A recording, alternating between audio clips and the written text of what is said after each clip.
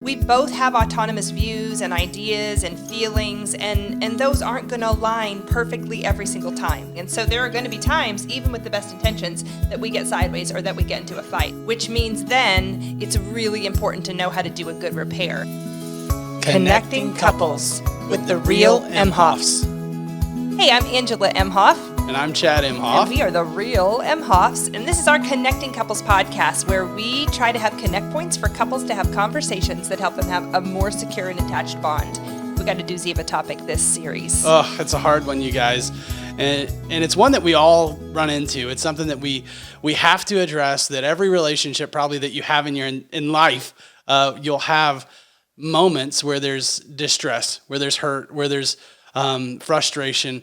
And so we're going to talk about that this series. We're going to spend some time on how do we repair our bond? How do we really be intentional about engaging around the places that hurt, right? We love getting feedback from couples, and some of the feedback we've got, couples kind of really trying to work on catching their cycle, recognizing their part. And something we really like to say to couples is, we're not promising that you'll never get in a fight again. We're not promising that you'll never get sideways. As a matter of fact, that's an impossible goal to have, because we're two individual humans that while we come together and while we're two make one, that's the ideal relationship. We both have autonomous views and ideas and feelings, and those aren't going to align perfectly every single time. And we're not great always at expressing what's really going on underneath. That's something we're learning. And so there are going to be times, even with the best intentions, that we get sideways or that we get into a fight. So it's impossible to never fight, which means then it's really important to know how to do a good repair. And that's what this series is about, to help couples when it does get tense, when it does go sideways, to help couples come back to that moment and do a repair that's clean, that cleans the relationship up of any residue of that fight. Yeah, so distress is impossible to avoid. We're going to have moments where I want something or you want something, and it doesn't align with the agenda of the other, and we're going to have to navigate that. We're going to have to kind of go through that together. And probably we won't agree on that. We won't agree on some of the things that come up. And so I want to say that sometimes people think of this, and like you said, like it's, we would like to get to a place where we never have that. But the truth is, we have to have distress in relationship to build our bond, to believe that you care about me enough to sacrifice something and have other wants and needs really makes me understand that you value my desires. So if I want something and I get it, and I understand that you need something else, or want something else, and you've sacrificed for me, it lets our bond kind of grow. It also lets us repair. And it lets me say, oh man, you did this thing for me because you love me, because you want to be with me, not as a negotiating tactic or something. And so that tells me that I matter, that I'm important to you. And the more we have these kind of interactions where we can kind of solidify that or prove that, the more and more that we get secure in our relationship. It's interesting because when couples first meet, like in that pre-engagement phase and the dating phase, it's still kind of lovey. It's still, you really forgive a lot of offenses. You overlook a lot of things that maybe even there are yellow or red flags for, and you're like, oh, I'm in love, it's fine. And those are some of the very things that once you get into a relationship really start to affect the relationship. And so there's this idea that if we never had conflict and the relationship was always just super easy, there is a belief that our body would hold that as long as things are easy, we'll be okay.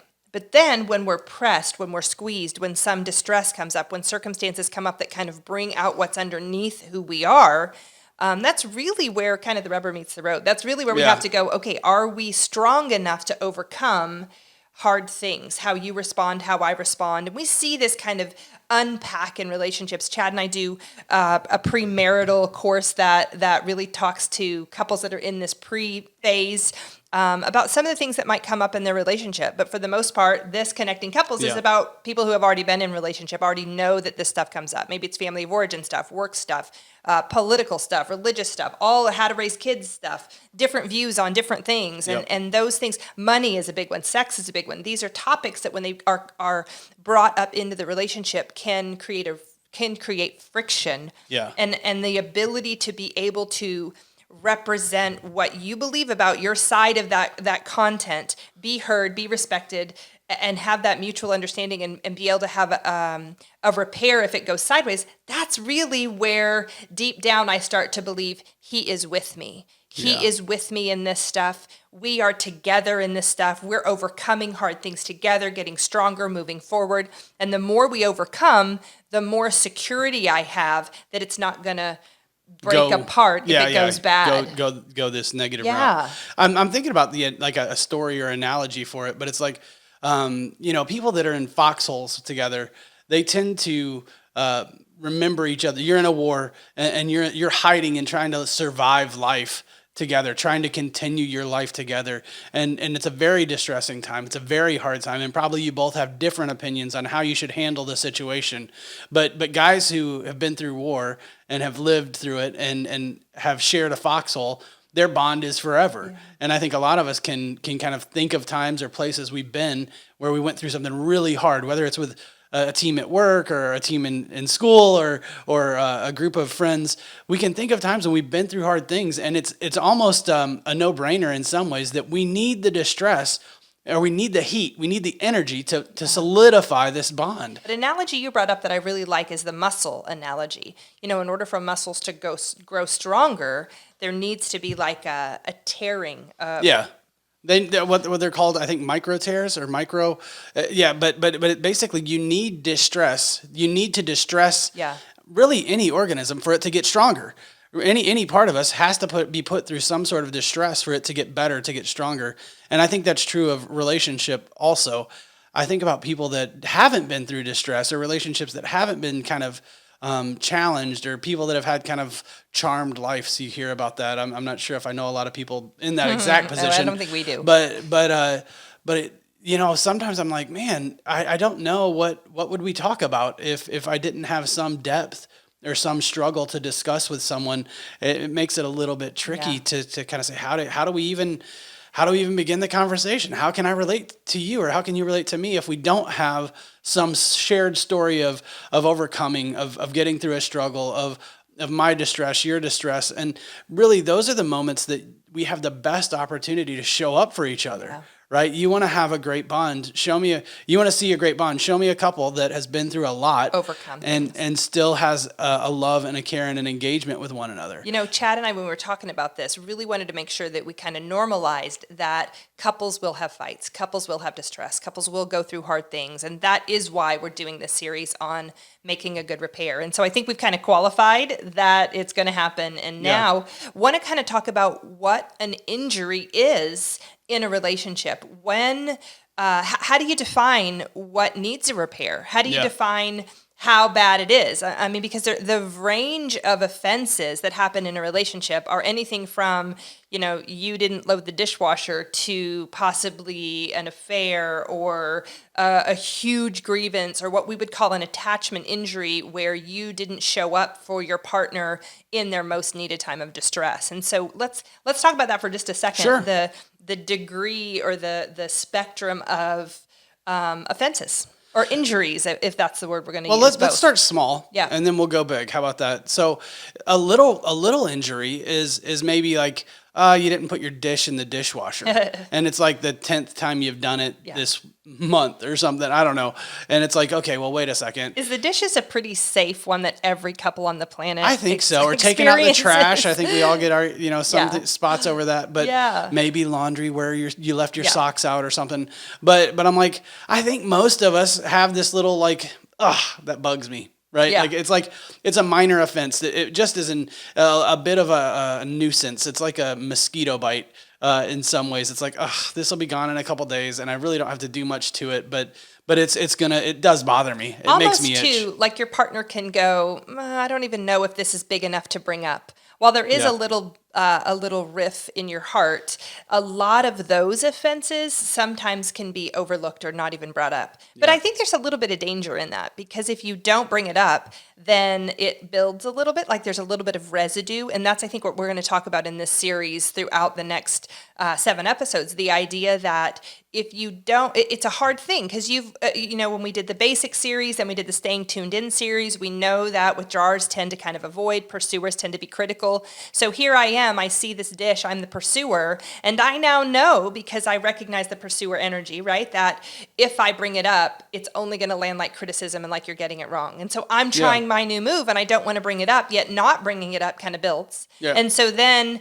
on Tuesday, you don't put the dish away, and then on Thursday, you don't put the dish away, and then on Saturday, I'm like, I can't take it anymore, I have to bring up the dishes, and now it's bigger than if I would have brought it up. So, well, and then as a withdrawer, I'm like, the one day we had that we could have had a good day, now you want to fight.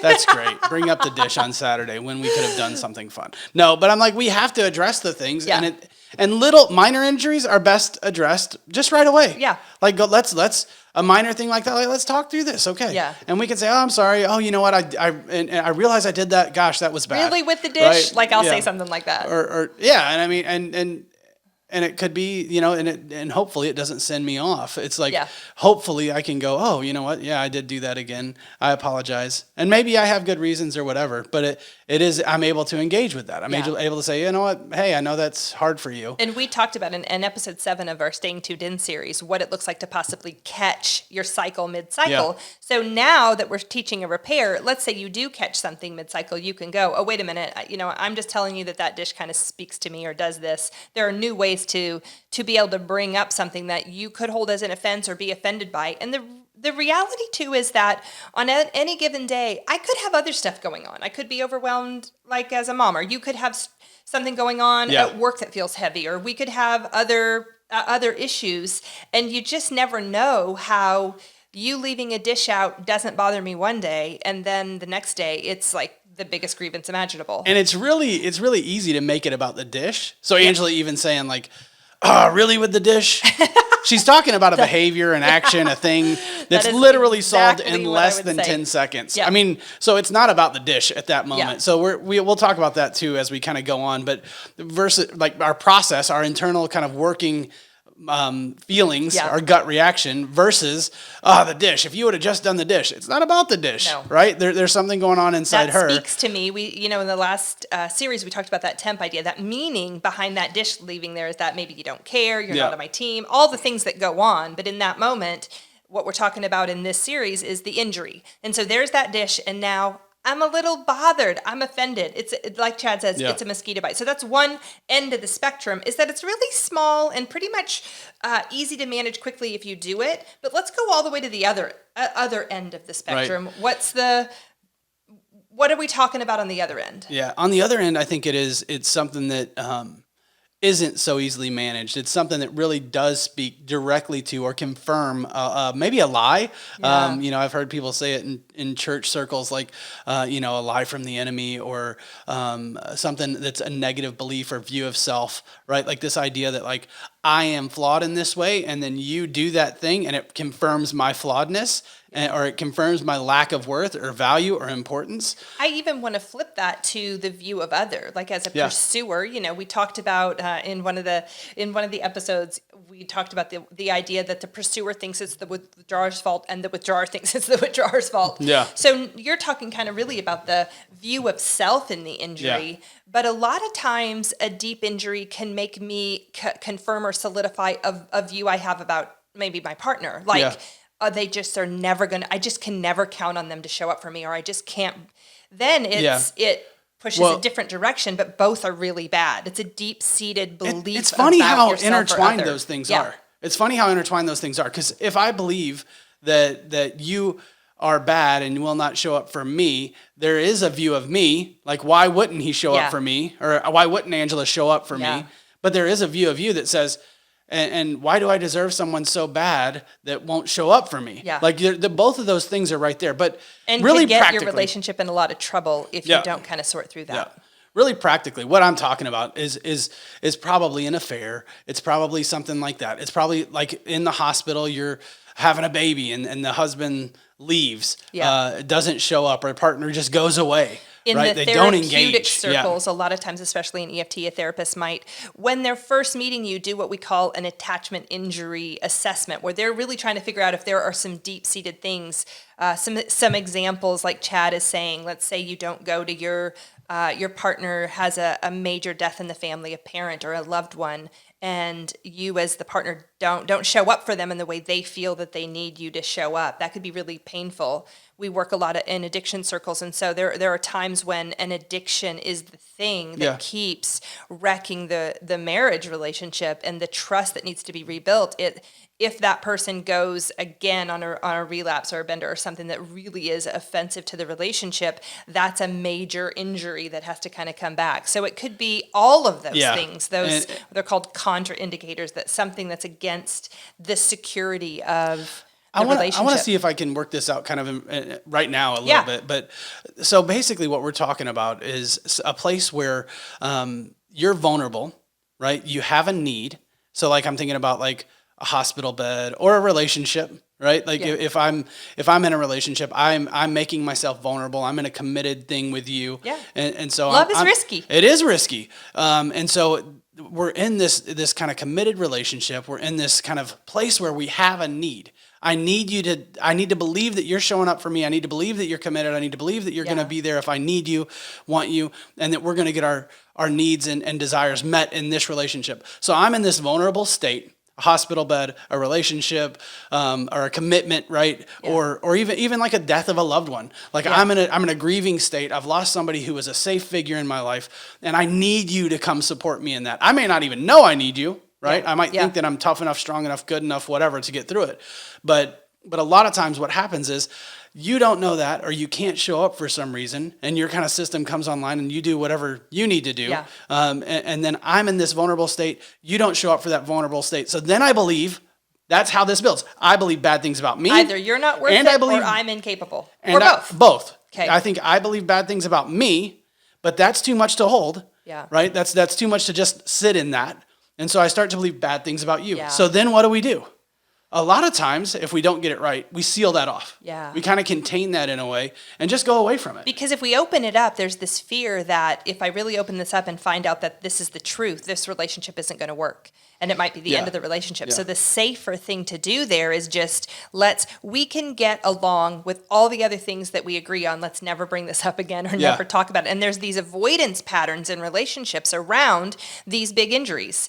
I, in my heart, might say, if you've injured me, well, I can trust you in all other areas, but not this one. This isn't one I'm going to open my heart up to you for. And that can be really, that is what makes us possibility of a secure relationship impossible, because deep down we think, man, accept this one thing. We're really good to accept this one thing. If we don't open that up, if we don't find, it's not just the one thing. Yeah. Eventually it becomes everything. Yes. And then all these little, that confirmatory bias idea, all these little microaggressions, if we can call them, then the dish isn't just about the dish. The dish confirms you're not going to show up for me. You don't care about my needs. You don't care about, you're not there for me. You're not on my team. All these deep character beliefs about your partner that really, man, they just start chipping away at a healthy bond. And so we've got to find ways to kind of like engage that. Yeah. And it's not comfortable, you guys. No. This is not an easy thing. And I would venture to say that none of us want to do that to each other. Yeah. And honestly, if I know that I've done that to Angela, I feel shame and also kind of look at myself as, I'm bad, I did that. But then also and then I try to rationalize and say, well, maybe she's bad because she put herself in that situation or some form or fashion of the thing. So let's get to... It gets nasty on both sides. Kind of a connect point on this first episode, because we're really just dropping the topic in. This series is about injuries and a good repair. Yeah. And so step one of this process is to say, okay, it's almost like a scuba diving idea, right? Let's take a deep breath. We're about to go deep into our relationship and pull up some stuff that's been really scary, that we haven't been able to address, that we haven't felt confident enough to be able to bring to the surface. And that's what we hope to walk you through. We hope to make this explicit enough that you know what a withdrawer does, what a pursuer does, what a good repair looks like. And so this first part, the connect point, is just basically a commitment. Like, hey, maybe there are some things that maybe it's that money topic, maybe it's the in-law topic, maybe it's the sex topic, maybe it's whatever that topic is that we've secretly agreed is off limits to discuss, and we're going to consider discussing it. So this connect point for this is just to make a commitment to your partner, to have the conversation that goes, we are ready to build a more secure relationship, and we do need to possibly learn how to kind of clean up the places, the distressing spots, or the places where there's been an injury. Let me jump into, Ange. Yeah. What you're saying, and what I am not saying this, just to be clear. If there is something that's a huge injury in your life, if it's one of these on the other end of the spectrum, the heaviest big ones. injuries, affairs, times when you were left, times when that you can't even touch. Don't open that up. Yeah. Get in with somebody, get in with a therapist, get in with somebody where you can sit down, or somebody that you trust that you know can navigate these places. Sit down with them and let's open that up. If we want to have a deeper relationship, it's required. But if it's something smaller, if it's something that maybe we could work through, more like the mosquito bite side of things. Yeah. All right. Let's try to be open with each other and say, hey, not just talk about the sock, not just talk about the dish, but I'm going to try to examine my real belief about me. I'm going to try to let you into what that does to me. And we'll try to stay in the fight, and then we'll try to make a better repair around some of that stuff. And we're going to walk you through that in this series. We're going to continue to engage with that and kind of lay that out for you. So stay tuned for the rest of the episodes. We look forward to kind of walking you through what an injury is and what it looks like to have a good repair. Thanks for being with us. Thanks.